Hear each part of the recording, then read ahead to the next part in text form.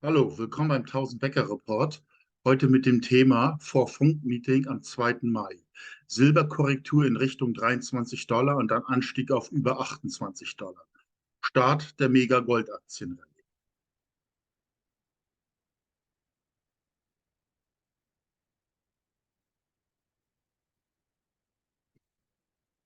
Disclaimer.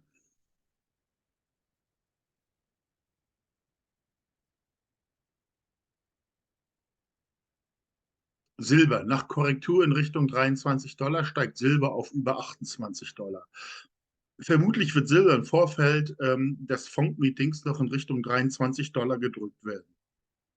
Danach dürfte schnell in Richtung 28 $ steigen, was Gold- und Silberaktien massiven Aufschwung geben sollte. Sobald 28 $ nachhaltig überwunden ist, ist eine Silberrallye in Richtung 35 $ bis Spätsommer, Anfang Herbst wahrscheinlich. Ja, mal schauen. Darauf verlassen kann man sich selbstverständlich nicht, denn es ist immer ein ungeheurer Energieaufwand, jetzt die Edelmetallpreise nach unten zu bewegen. Sie wissen ja, die COMEX ist am Leerlaufen, die haben echt Probleme.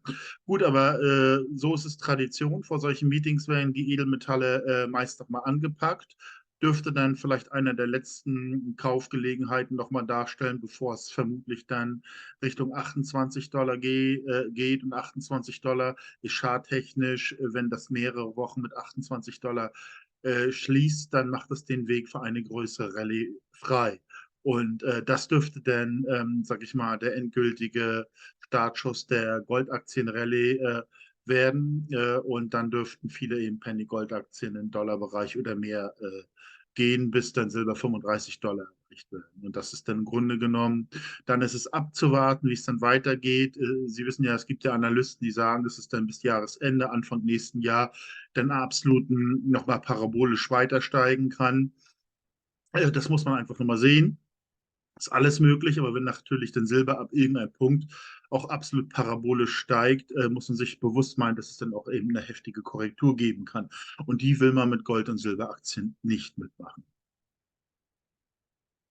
Ja, Goldanstieg auf 2400 bis Sommer 2023. Auch bei Gold baut sich derzeit charttechnisch ein riesiger Druck auf, der Gold in Richtung 2004 befördern könnte.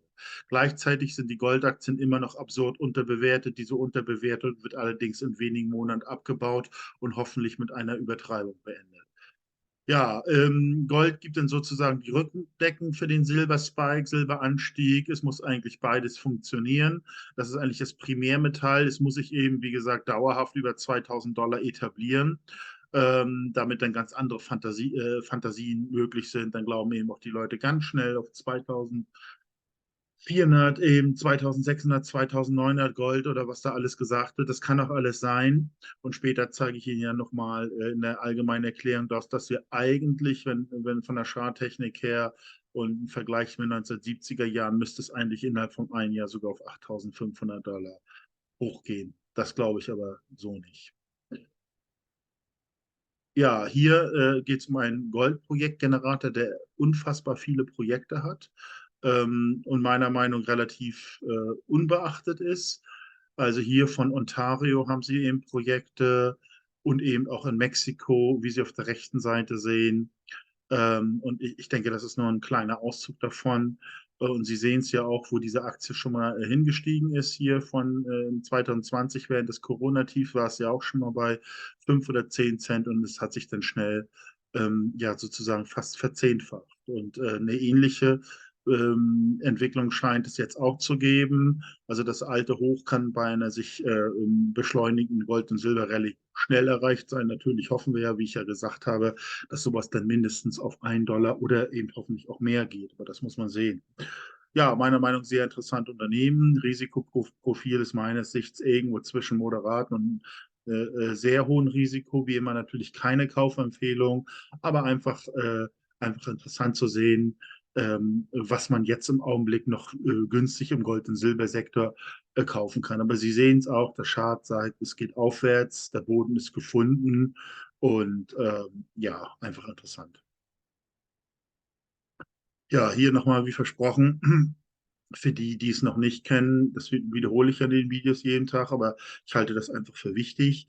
Grundsätzlich könnte es eben dazu kommen, dass Gold jetzt von 2000 auf 8500 $ steigt. Warum?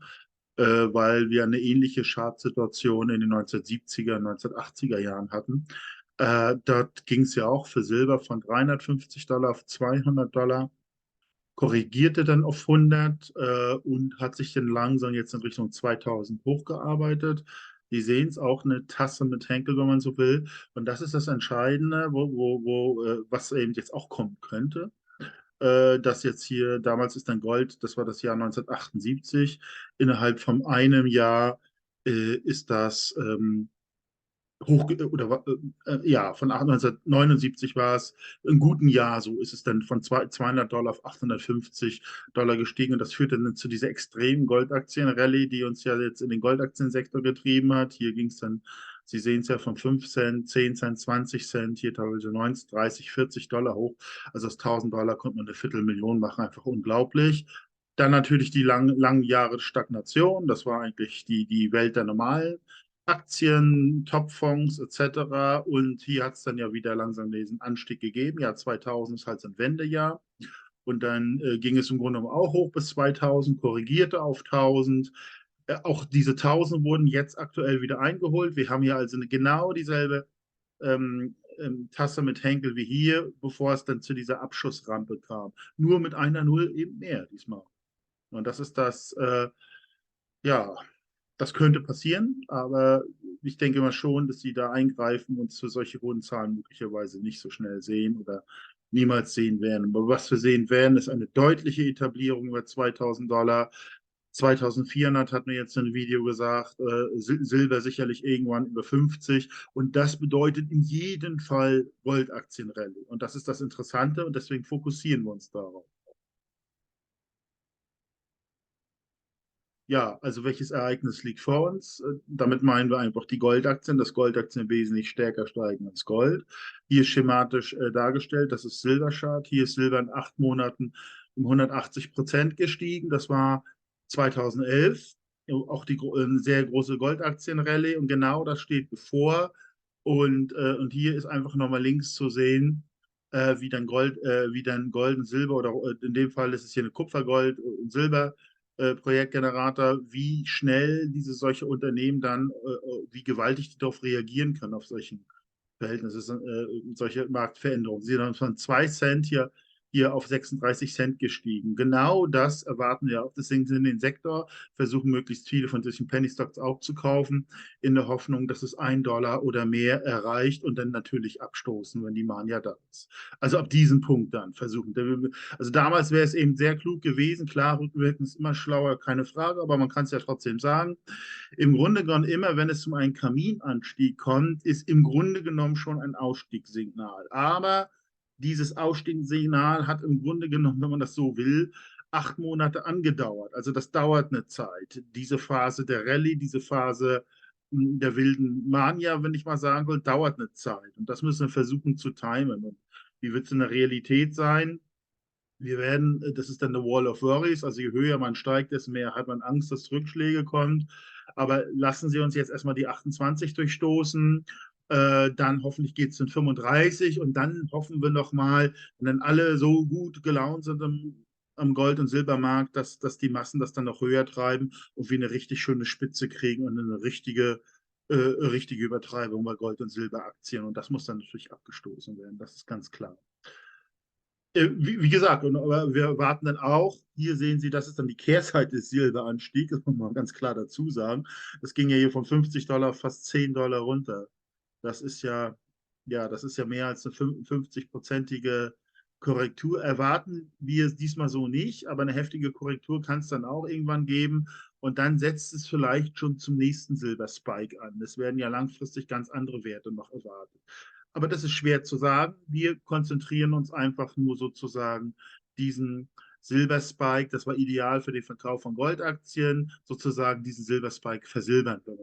Genau das ist dasselbe, was wir auch machen. Wie gesagt, das sind die Erfahrungen rückwärts betrachtet. Hoffen will ich, dass es gewisse Ähnlichkeit hat mit der heutigen Situation. Ja, immer noch extreme Unterbewertung bei Gold. Aktien, also sie sind mehrfach unterbewertet. Einmal generell hier Verhältnis, das ist das Verhältnis Goldaktien allgemein zu Gold. Und da müssen wir feststellen, seit 1996 diese Goldaktien im Verhältnis zum Gold immer gefallen sind, haben jetzt eben den Boden gefunden, hoffen natürlich mit steigenden Gold- und Silberpreise, dass das eruptionsartig hochgeht sozusagen. Gleichzeitig sind die Junior- und Explorationsaktien im Verhältnis zu den Senior-Aktien enorm unterbewertet. Und wir hoffen auch, dass diese Skep sich auch explosionsartig abbaut, so wie es hier 2002 gestanden. Hier haben wir dann die Situation mit diese Junior- und Explorationsaktien mit einmal sogar die Senior-Aktien überbewertet. Ein seltener Punkt. Äußerst lukrativ, wenn man dann Penny Gold- und Silberaktien hält. Und auf diese Ereignisse, dass sie sich jetzt vollziehen, warten wir im Grunde genommen. Ja, Ereignis 2, Ereignis 3 will ich ganz kurz eingehen. Das ist im Grunde genommen einfach, je höher die Goldaktien steigen, desto äh, problematischer wird das Geschäft natürlich auch, einfach von diesen Ländern, die das produzieren, können Eingriffe in die Minenproduktion machen, Verstaatlichung, kommt ja auch teilweise vor in afrikanischen Ländern, Bolivien, aber auch bei uns hier kann es, also in der westlichen Welt kann es irgendwelche Regulierungen geben. Politiker werden auch einfach dann aufmerksam dran, dass da große Gelder, dass da große Ressourcen sind und dann ist man Eingriffen zu rechnen. Deswegen ist es nur eigentlich in dieser Frühphase, wo eigentlich alle von dieser Entwicklung überrascht werden, ist dann auch Verkaufszeit, würde ich sagen. Und natürlich, dann kommt unser eigenes systemisches Risiko so. Sie wissen ja selbst, dass diese Banken mit immer mehr Geld für immer kürzere Zyklen gerettet werden muss.